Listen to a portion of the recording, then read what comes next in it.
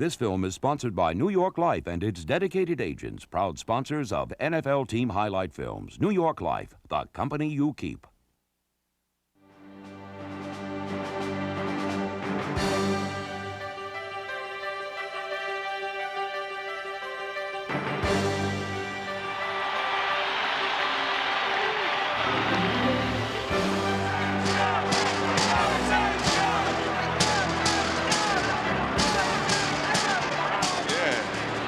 Showtime in the Dome.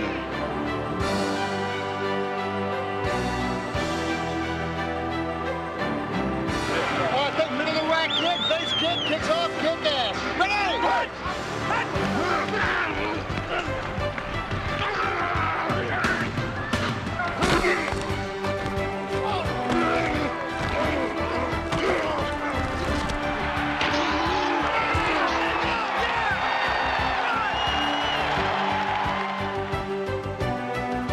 In 1992, the New Orleans Saints proudly carried on a tradition of winning that has become their trademark over the last 6 seasons. In good shape. Hebert steps up, throws. It's caught by Hilliard at the 2. He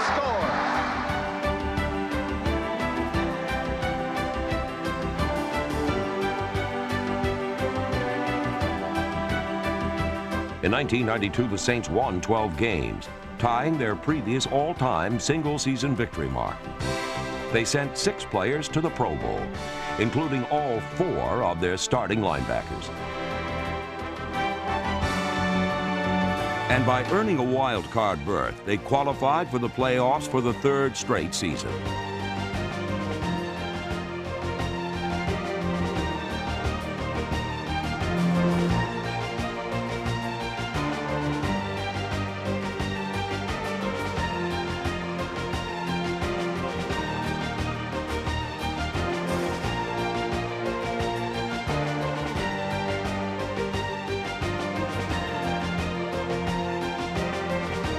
But while the Saints can look back on 1992 with pride, they know that they cannot simply stand on their laurels.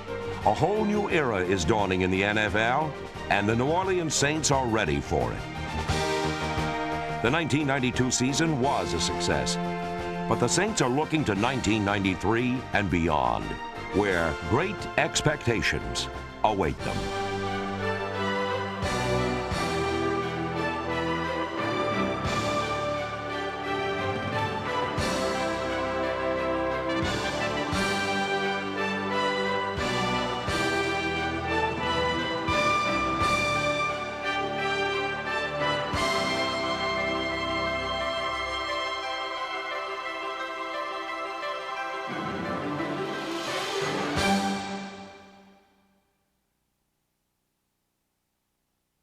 After 7 seasons with the Saints, Jim Mora now stands as a dean among NFC coaches. It's a testament to his skills as a teacher that he is the architect of one of the most fundamentally sound franchises in the league. Mora's philosophy is simple. Control the ball, and you control the game. Thanks to a deep and versatile group of runners, the Saints consistently rate with the league's best when it comes to time of possession.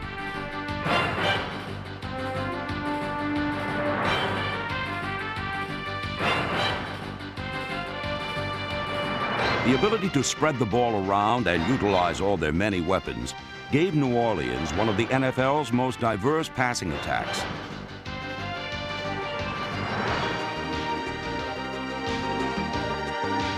Of course, it doesn't hurt to have the league's finest group of pass blockers. Here's what you're going to do. Take a good L slide step, lose some ground, put a stop sign up, but make sure you take the hit off the quarterback. He can't take those hits like that.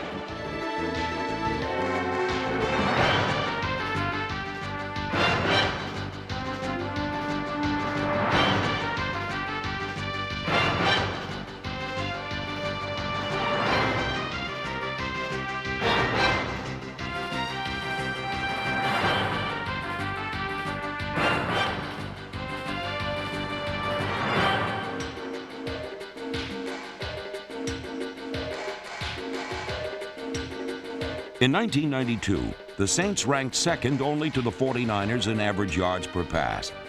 And it was this improved aerial attack that had them averaging over 30 points a game in victories over the Bears, Cardinals, Patriots, and division rival Los Angeles Rams. Fake handoff, roll to the right, look to the end zone, a throw to Eric Martin, caught it to 2, he's into the end zone for the score. Shotgun, Hebert to pass, throws over the middle, caught by Smollett to 10, first down to the 5, touchdown. However, with the NFL second-ranked defense, they didn't always have to score a lot of points. Yeah, it's all cutback. Just like we thought, Hicks going to take the ball, and he's going to bring it back. So in the eye stuff, make sure you stay solid. That's all. Just what we know what we got to do. We're all right. Led by the Pro Bowl-bound Dome Patrol, the Saints' defense can best be described as terrorizing.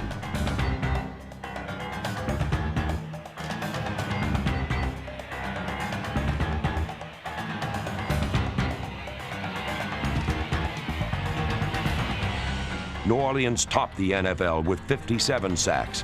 And for the second year in a row, they were the toughest to score upon, yielding a team record low 202 points.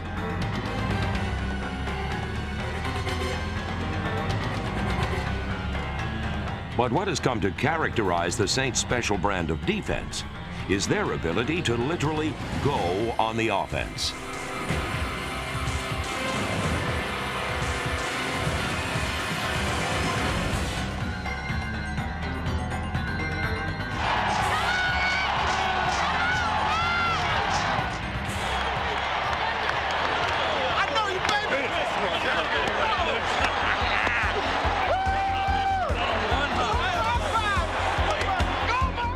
Once again, the Saints were among the league leaders in forcing turnovers.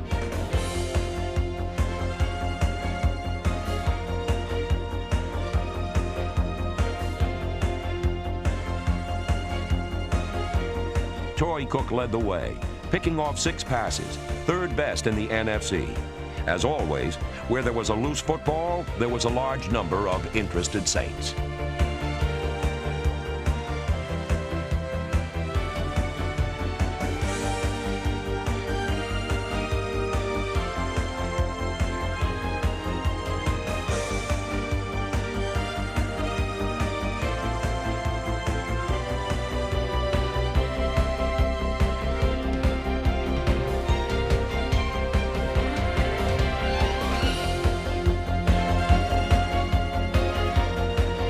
Harbaugh back to pass on second and short. Yeah!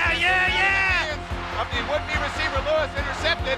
He may go all the way. He's going to score to the 30, 20, 10, touchdown. Reggie Jones. How about that?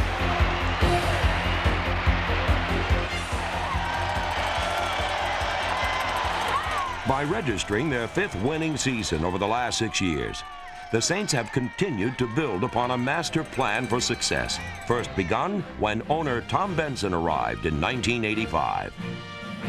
In 1986, veteran general manager Jim Finks came aboard, and a winning trifecta was completed when Jim Mora took over as head coach. Through the efforts of these 3 men, the Saints have come from back of the pack to be a perennial NFL frontrunner.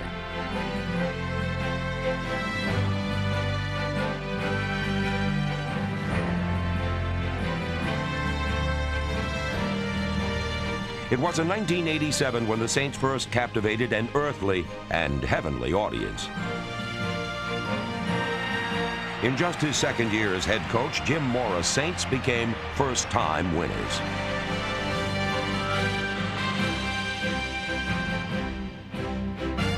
Fourth and goal from the 1.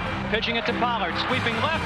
He stops short of the goal line. The Saints are winners for the first time. From 1987 to their championship season of 1991, winning has become a habit for Mora's men. Let me tell you something.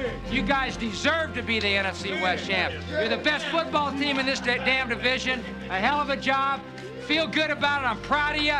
Be happy. Enjoy it. You're the champs of the NFC West. Way to go.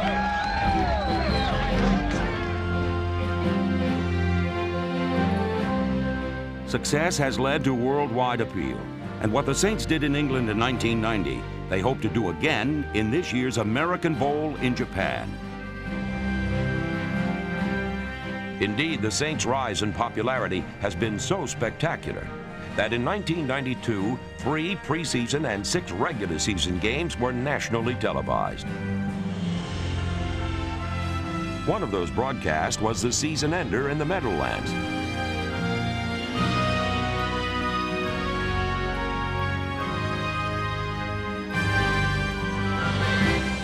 Behind Browning Nagel, who's back to pass on 3rd down, has the ball taken out of his hands by Sam Mills. 30, 35, 40, 45, 50. He'll score. 40, 30, 25, 20. He'll dance to the end zone. The Saints get a turnover, and Sam Mills just stole the ball away from Browning Nagel, who had his arm cocked to throw, but never was able to pull the trigger. I'm telling you, he just absolutely stole it from him.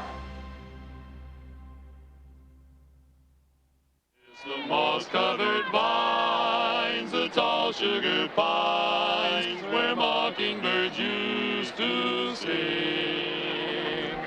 Do you know what it means to miss New Orleans and miss it each night and day? I know I'm not wrong, the feeling's getting stronger the longer I stay away.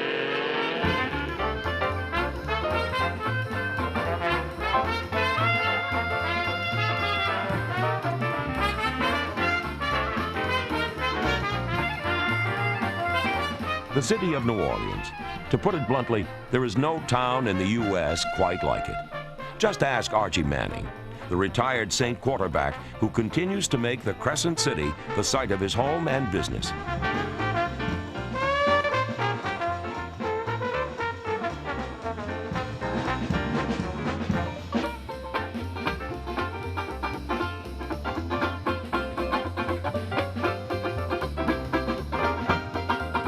New Orleans' unique cultural attractions and quaint southern charm often obscure a rich tradition of competitive sports. There's world-class thoroughbred racing, lush golf courses that attract the PGA Tour, periodic hosting of the NCAA's Final Four, and, of course, the Super Bowl.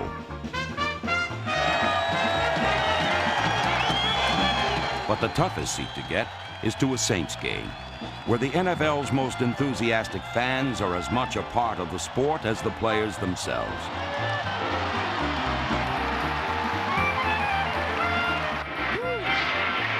See if we can make y'all smile in the dome today. Know it.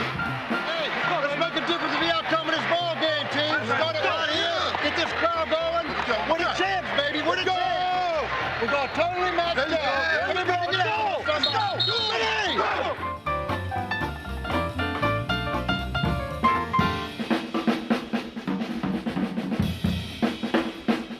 Welcome to New Orleans, baby.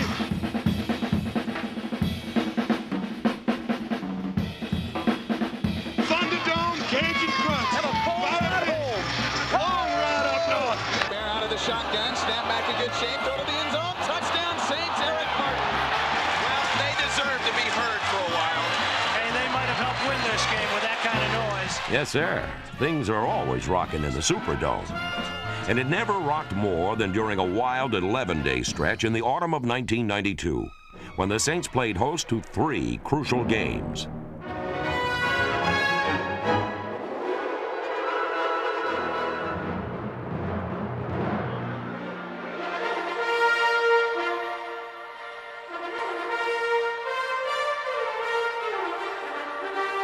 The Redskins never reached the end zone, while a balanced New Orleans offense easily controlled the ball, giving the Saints their biggest victory over Washington in nearly 20 years.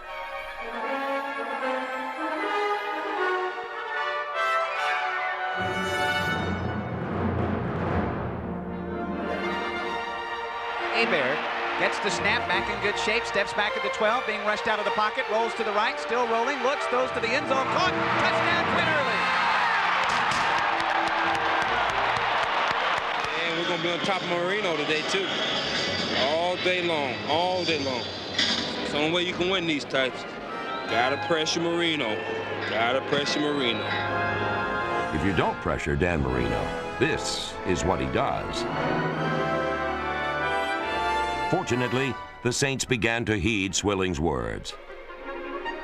In one of their most inspiring efforts of 1992, the Saints defense sacked the normally well-protected Marino 5 times and pressured the Miami quarterback into a pair of game-turning turnovers.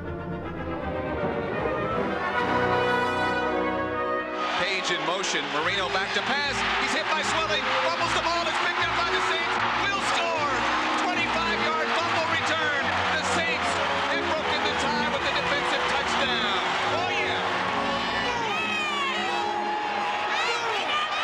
Page is a flanker on the right. Marino back to pass. Looks upfield, throws. It's intercepted by the Saints at the 30-yard line. Lentz down to the 25, 20, to the 15, to the 10, to the 5. He scores! And Buck throws the football into the fans in the Fortress Street end zone. Great job. Hey, listen up. Hey, there's a lot of ways to win a football game, fellas. But what it boils down to is fighting hard every down, because you never know when that play is going to make a difference, right? You battle, you battle, you battle, all of a sudden, wham, something good happens. You take advantage of it, and it's a difference right there. A hell of a job today. Man, I'll tell you what, that was a fight. You did a good job. I'd like to give you the day off tomorrow, but we're going to be right back here before the We'll go to work. Hell of a job. Against the Falcons, it was the combination of one strong foot and a number of soft hands that pushed New Orleans closer to the playoffs.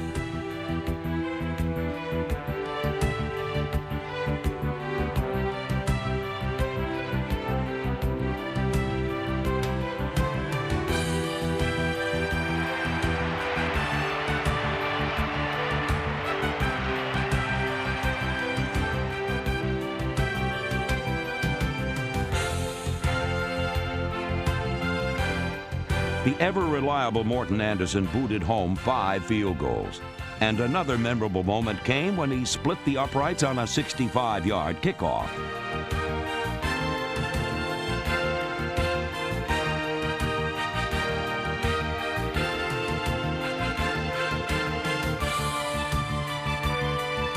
Despite outgaining the Falcons by over 200 yards, this grueling third game in 11 days was a struggle. In the end, a dominant Saints defense that had limited Atlanta to just 19 minutes of offense put it away for good. 1:04 remaining. Wilson to pass. Looks in the flat. Throws. Yeah! It's intercepted by Toy Cook to the 40. 35-30. 25-20. 15. 10. 5. Did he score? Touchdown! Oh, my! 47. The Saints prevailed. They were on their way to the playoffs for the 3rd straight year.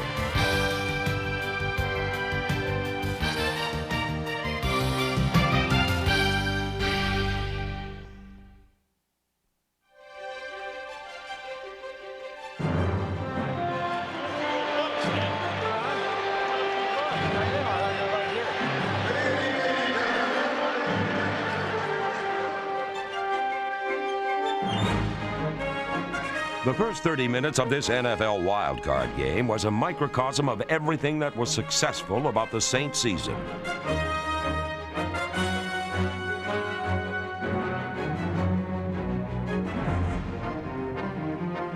They controlled the ball, dictated the pace of the game, and took an early 7-0 lead. Split backfield. Handoff goes to Hayward over right tackle. Touchdown Saints.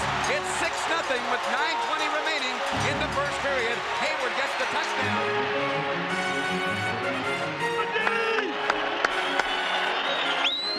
The Saints defense contained the always dangerous Randall Cunningham and limited the Eagles to a single first-half touchdown.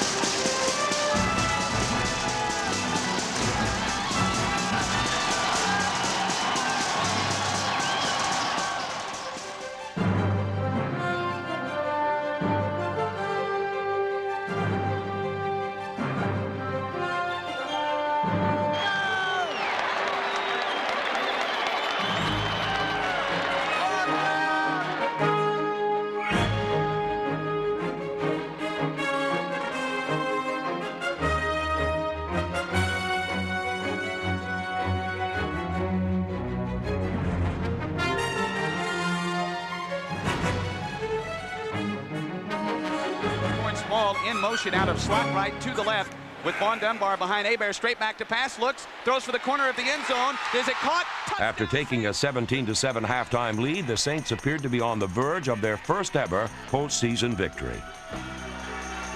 But it was not to be. A talented Philadelphia Eagles team, finding themselves in a desperate position, returned to their living on the edge ways. It proved to be the Saints' undoing.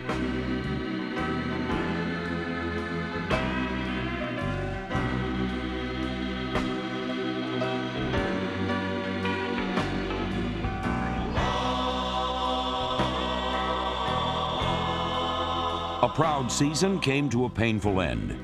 But the playoff loss only strengthened the Saints' resolve to continue to improve their team.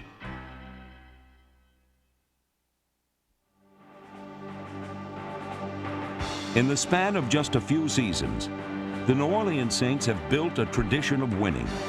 And all Saints players, young and old, can hold their heads high when looking back at an example of that tradition, the season of 1992.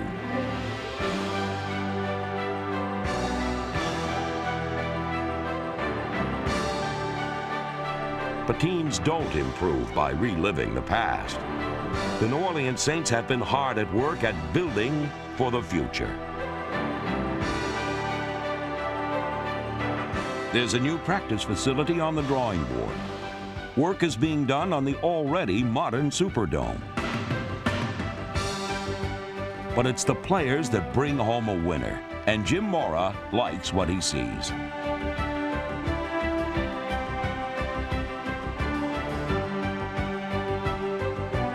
I feel good about 1993.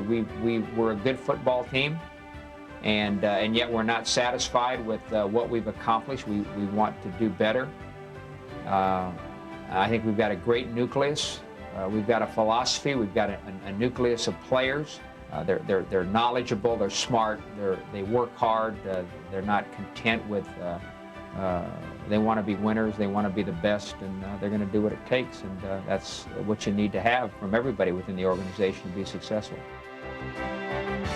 We've got a pretty good blend of experience and youth, and if we can get a little bit better, if we can start the '93 season a little bit better than we finished the '92 season from a standpoint of personnel and how we coach and all of those areas, then I'm going to feel good, and there's no reason why we can't if we do the things that we need to do during the off season.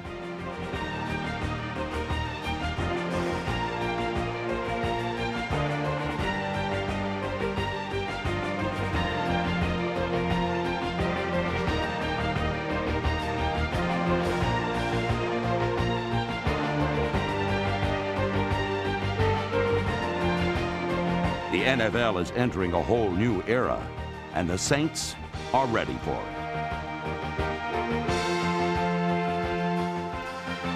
From the day Tom Benson arrived, the total commitment to winning has never wavered.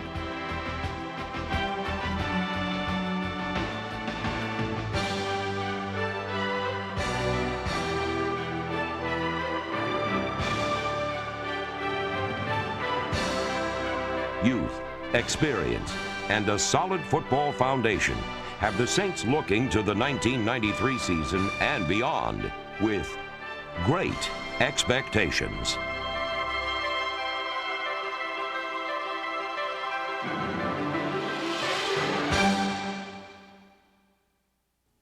Hi, I'm Steve Sable, and we're going to show you some New Orleans Saints classics. The Saints' recent success, 5 winning seasons in 6 years, 3 straight playoff appearances, is a far cry from the futility this franchise encountered during its first 2 decades. But even though the Saints were 20-year losers, they won the hearts of their fans. And from the very beginning, in 1967, when they were warmly welcomed to New Orleans, the Saints have become as much a part of Crescent City tradition as Cajun cooking, Preservation Hall jazz, and Bourbon Street. All Saints Day, 1966. Pro football finally comes to New Orleans. Well, I think Russell Long and Hale Boggs made it clear that if New Orleans didn't get a franchise, there could be some investigation into the National Football League's practices as to whether or not it was a monopoly. And I said, Archbishop, here's the thing. I want you to tell me whether you think it would be sacrilegious to have the Saints as a name for the football team. He said, no, indeed. He says it would be a perfect name, and he says, besides, I have this terrible feeling that somehow we're going to need all the extra help we could get. It was like a burst of fire that was waiting to be lit, and with the oxygen that was in New Orleans, and that happened in the 60s. And it brought us together in more ways than I think one could imagine. The question was whether or not the people could afford, you know, the price of the major league ticket, and that was quickly dispelled the minute the Saints opened that box office. Since the very beginning, it has been a great love affair. I mean, there's this great anticipation in just an average game. Well, you can imagine the first kickoff of the first game for our now beloved Saints. And the ball is kicked basically to the goal line, and Gilliam runs it all the way back for a touchdown. I mean, the stands went absolutely wild, absolutely wild. Indeed, rookie John Gilliam's touchdown on the first play in franchise history touched off a tumult in Tulane Stadium.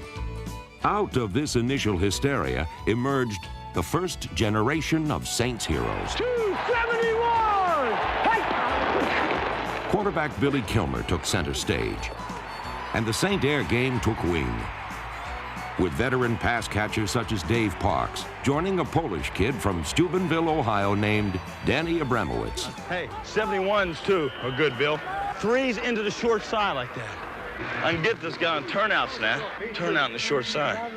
Let's do it in the short side. Turnouts into the short side, Bill. Okay, Danny, run a 74 turnout on the short side. Danny Abramowitz, a genuine competitor, headstrong from the very beginning.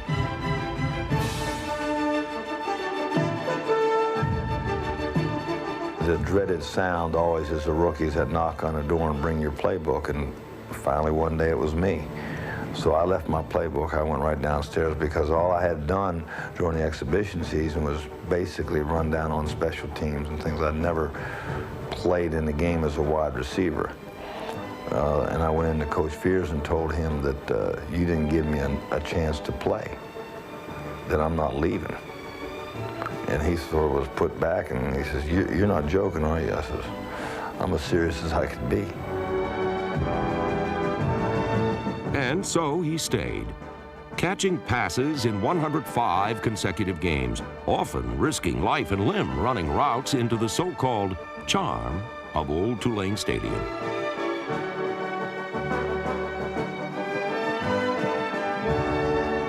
Real danger wasn't just the hedges, but the fact that the ground crew there at Tulane would prune those things. So there would be, in addition to the green leaves sticking out, there would be a stub sticking out that could really poke you. So they had some real problems catching balls going into the end zone.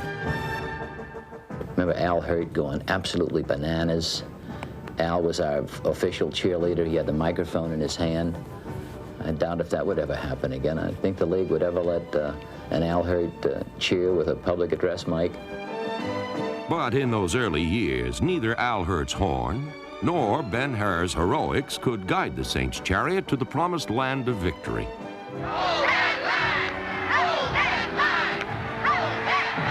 Yet somehow it didn't seem to matter that much, for Sunday afternoons at old Tulane Stadium had so much more to offer.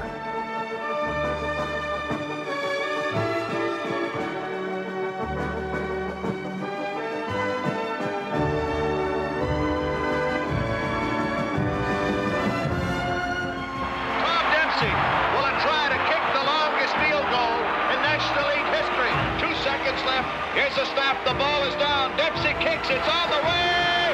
It is good. It's good. It's good. It's good. The Saints have won. The Saints have won. The Saints have won. The Saints have won. Tom Dempsey's 63-yard field goal is one of the most enduring NFL records. And that's really astonishing when you consider how far the art of place kicking has come in the last 25 years. For example, in the 1960s, when Tom Dempsey first came up, there were only a handful of soccer-style kickers, and only 52% of field goal attempts were made. Today, the straight-ahead kicker is extinct. Soccer-style rules, and overall field goal accuracy is nearly 80%. And yet, no one, not even the big hitters like Nick Lowry and Morton Anderson, have come close to Tom Dempsey's remarkable achievement. During a 10-year professional career, Tom Dempsey was a much-traveled place kicker for 6 different NFL teams, experiencing equal measures of joy and sorrow. But for one glorious moment in 1970, Tom Dempsey was the greatest kicker who ever lived. Tom Dempsey will try to kick the longest field goal in National League history. They're sending him on with 2 seconds left. Scarpetti will hold. Here's the snap. The ball is down. Dempsey kicks. It's on the way. It is good. It's good. It's good. The Saints have won. The Saints have won. The stadium is wild. Dempsey is being mobbed. The time has run out. The Saints have won 19-17. Dempsey with a 63-yard field goal. The longest field goal in the history of the National League. It was an emotional experience, something that you would like to relive again. I know sometimes I'm laying there in bed thinking about that particular moment. You know, that had to be one of the highlights of my life, and how you would really like to live it over again. There are times in my life now when my day doesn't go well. When you're in the real world, which I am now, and I have to sell every day, it's not just producing on Sundays, it's producing every day now to keep your job. And I haven't had a good day. I walk in the house and I look up there, I've still got the football, and I can sit down and I say, well, one day I wasn't too bad. The 63-yard game winner was miraculous, but Tom Dempsey was not surprised. The biggest miracle of all was that he ever made it to the NFL. He was born with a deformed right hand and foot, as well as a burning desire to succeed. With the Saints, when we first got started, we had obviously a zillion guys come. Everybody from the parking lot came in so they could kick. So one day they said, all right, we got this other guy coming up to kick, and I saw Tom, and he's got the deformed hand and the deformed foot. Well, he started popping those dudes too. Boom, boom, boom. I mean, they were just flying. I said, that sucker can kick that ball farther than you ever seen anybody in your whole life. With Tom Dempsey's wrecking ball right foot, the Saints were never out of field goal range. The competitive fires that had led Tom Dempsey to the top burned brightly during those early years in New Orleans and lit the way to the remarkable events of November 8, 1970. Well, that was a very strange game. We just lost our head coach, Tom Fears, and J.D. was our new head coach, J.D. Roberts. The team was in extreme turmoil. Half of them were glad to see the coach go, and the other half weren't glad to see him go. And we didn't know how we were going to play that day. And it just so happened that we played very tough that day. We played the Lions a good football game. It was one of those tight games, back and forth. They took the lead, we took the lead. Right near the end of the game, they took the lead like 17-16. And there was less than a minute to go when we got the ball back. So there was about 12 seconds on the clock, and Al Dodd was a split in for us.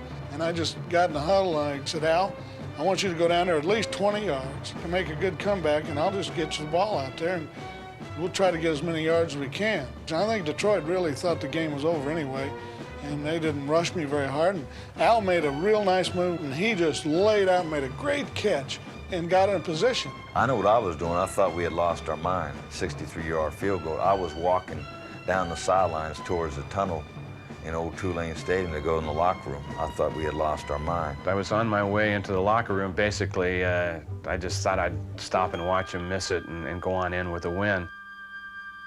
We knew it was far, but we didn't know it was 63. I mean, nobody said, hey, this is a 63-yard field goal. Probably would have tightened up, you know, if somebody would have said that, but we just kind of did it out of reaction rather than thinking. I was basically thinking about the same things that I did every time I kick. Keep your head down, kick through the ball, but yet kick this one a little bit harder than you normally do. I heard the ball hit his foot. His foot hit the ball. It was a sound unlike I'd ever heard, and it almost sounded like a cannon going off. That's the first thing that struck me, was that sound. The moment he hit the ball, I said, my God, he made it. You could just see that ball just fire off his foot.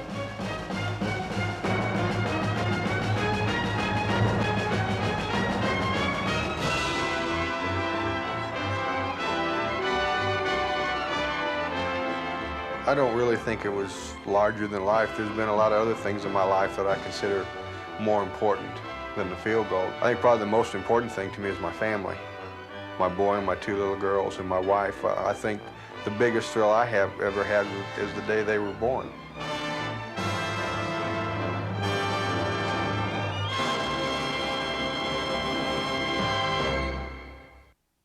During the 11 years that Archie Manning played for the Saints, they won just 26% of their games. Yet, even while the losses piled up, Manning never gave up. His skills as a quarterback were better than average, and his charisma made him a natural leader. Archie Manning was a classic example of a player who may not have won many games, but who possessed the heart of a champion. The calendar read September 19th, 1971. But in New Orleans, it felt more like day 1 AD. The Crescent City was heralding the arrival of a rookie quarterback named Archie Manning, the second coming in cleats. The New Orleans faithful had proclaimed this saint a god before he had even taken a snap in the pros. And in his very first game, Manning answered their prayers by pulling out the first opening day win in franchise history.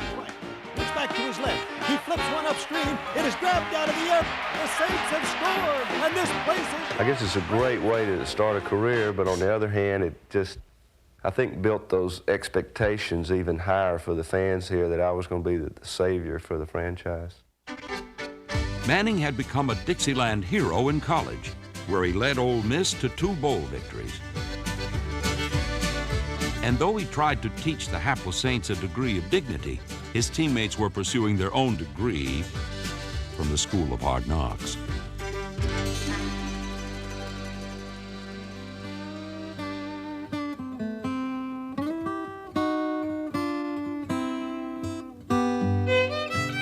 Manning's fate was to be forever tied to the Saints. It might as well have been tied to a lead anchor.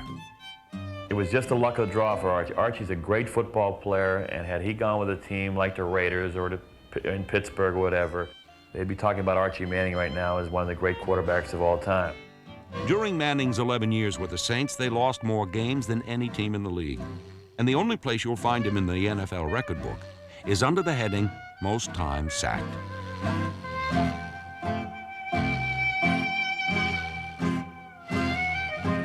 He was equally as good as any player in the league, but he was on the worst team in the league. And he got beat up. He was thrown around. I mean, he took more abuse than probably, or as much abuse as any quarterback in the National Football League, and it was tough. I don't like losing. A lot of people tell me, why don't you try to leave New Orleans and go somewhere else. I've kind of been on the sour side of it here and gone through it. I feel like it would be very rewarding and meaningful if I could be on a winner here, and that's why I want to stick it out. I want to stay here. I want to win here. Manning had a deep attachment to New Orleans off the field as well. And there he was already a winner. Come here, Scotty. Come here. Good raise, pal. Both of them. What'd you call me? Terry Bradshaw. Don't call me Terry Bradshaw. You hear, okay? While Manning struggled to get the Saints a winning season, it was his additional curse that Terry Bradshaw, a Louisiana native, was winning 4 Super Bowls with Pittsburgh. But Manning's individual talent was too much to go unappreciated. And in 1978, he became the first player on a losing team to be named his conference's Player of the Year. In his quest for a winning season, Manning outlasted 6 head coaches in New Orleans. Then, in 1982, new coach Bum Phillips brought Manning's mission to an abrupt and unexpected end.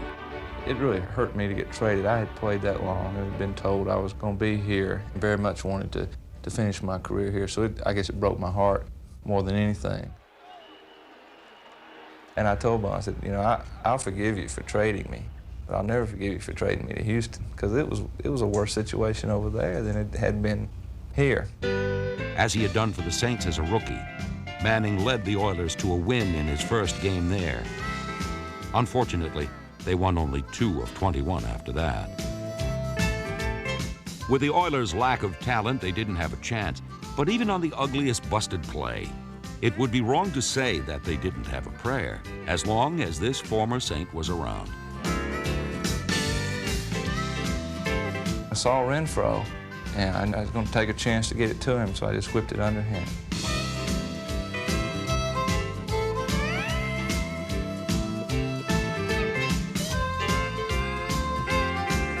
He really made a bad cut or he would have scored. And I told Mike that if he had scored, that he and I would have been in Follies for the rest of our life. Making the Follies films was an odd concern for Manning after 11 fun-filled years with the Saints.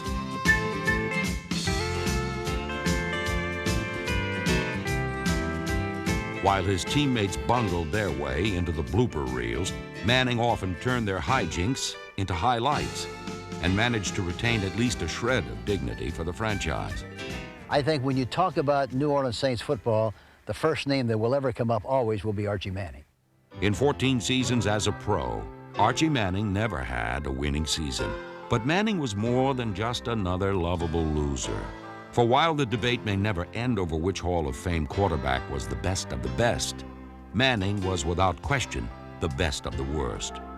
And while today's more successful Saints have captured the heart of New Orleans, a warm spot remains for the man whose talent was great, but whose timing was not.